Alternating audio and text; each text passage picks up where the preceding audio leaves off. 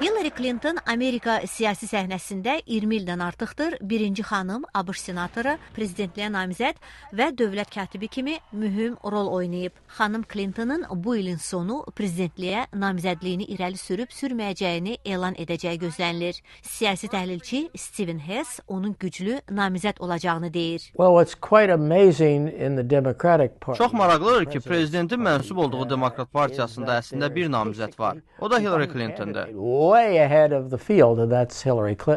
Xanım Clinton namizədliyini irəli sürsə, o rəqibləri tərəfindən 2012-ci ildə Liviyada, Benqazidə ABŞ konsulluğuna terror hücumuna cavabla bağlı suallarla qarşılaşmalı olacaq. Bu yaxınlarda Hillary Clinton Benqazidə hücumla bağlı dərin təəssüfünü ifadə etsə də, keçən il o insidentə verilən cavabla bağlı siyasi hücumlara məhəl qoymurdu.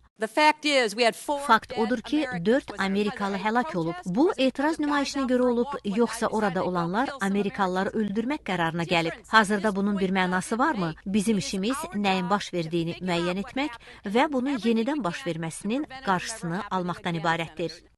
Xanım Clinton prezidentliyə namizədliyini irəli sürsə, o rəy sorğularında ikinci yerdə olan vitse-prezident Biden tərəfindən rəqabətlə qarşılaşa bilər.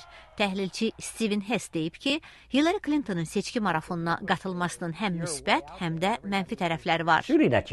Əgər namizədsənsə, hamı səni hədəf edir. Təkcə rəqiblər deyil, mediada.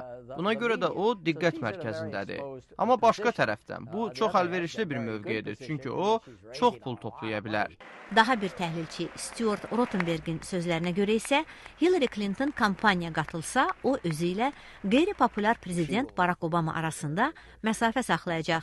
O hazırki prezidentdən, onun prezidentindən fərqlənmək üçün bir neçə sahəyə diqqət yetirə bilər və özünün dəyişiklik gətirəcək bir namizəd olduğunu göstərmək istəyə bilər.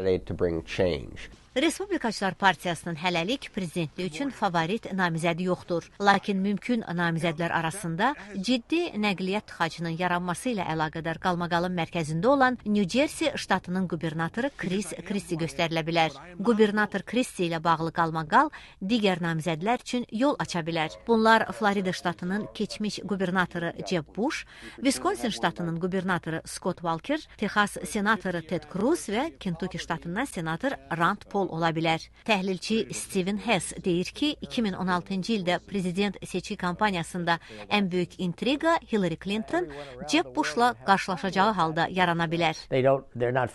Bu hamını əyləndirərdi, çünki insanlar Amerika siyasətçilərinin çoxunun adlarını bilmir. Bu iki adı isə çoxları tanıyır. Bush və Clinton. Rəsmi nominasiya kampaniyası 2 ildən sonra başlayacaq. Lakin 2016-cı ildə namizədliyini irəli sürən siyasətçilərin bu ilin sonuna qədər qərar verəcəyi gözlənilir. Vaşinqtondan Dilşad Əliyarlı, Amerikanın səsi.